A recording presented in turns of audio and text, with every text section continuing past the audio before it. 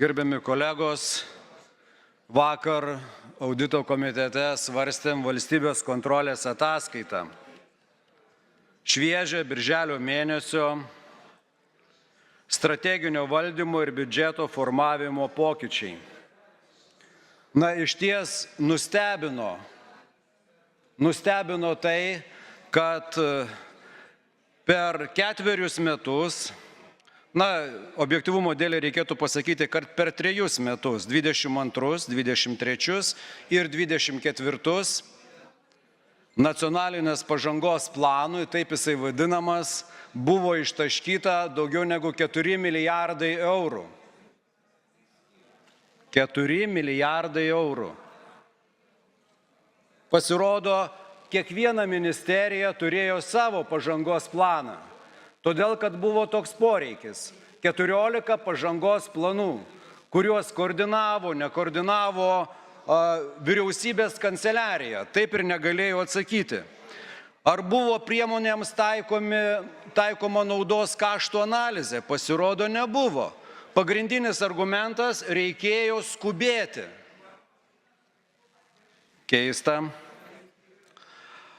Tai mano klausimas pagrindinis buvo, o kasgi pasiekta, ką pavyko pasiekti, turint tą 14 individualių pažangos planų. Ir, žinokit, iškritau beveik iš kėdės, kai valstybės kontrolierius pasakė, kad iki šiol nėra kriterijų vertinti pažangai.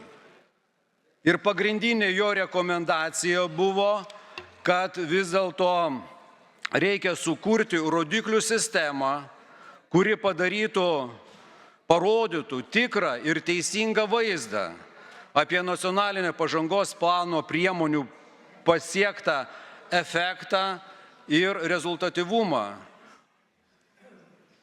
kur išleisti milijardai ES ir nacionalinio biudžeto pinigų. Nežinau, ar gali būti labiau šokiruojantis valstybės kontrolės siūlymas ištaškius 4 milijardus dabar nustatyti vertinimo kriterijus ir įsivertinti tą pažangą. Man tai primena sovietmetį, kada buvo pinigai įsisavinami ir prioritetai. Pažiūrėkite, aplinkos apsauga, energetika, tai yra atsinaujinanti energetika, gerbiamas ministrė, transportas. Tai ne švietimas, ne sveikatos apsauga, ne medicina, ne, šie prioritetai.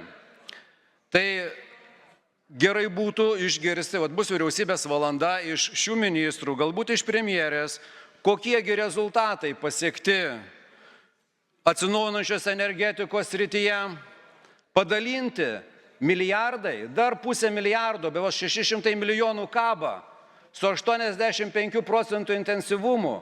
Imkite tos pinigus, įsirenkite už europinius ir mūsų biudžeto pinigus saulės elektrinės. Kas nori, kas turi projektų. O projektų nėra, todėl kad nėra tinklų. Gamybos įrenginius gali laisvai įsidiegti verslas. Bankai noriai skolina, garantuotos pajamos, bet nėra kaip perduoti tą elektros energiją. Nėra tinklų.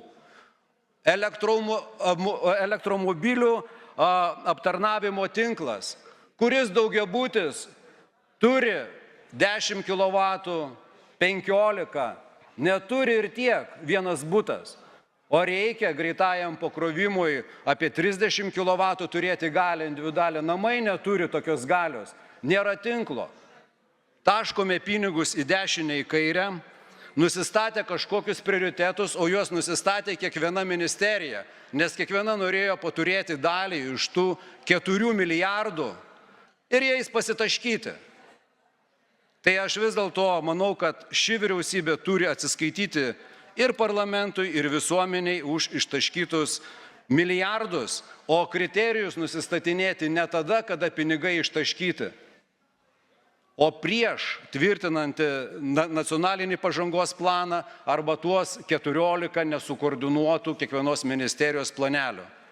Apmaudu, kolegos.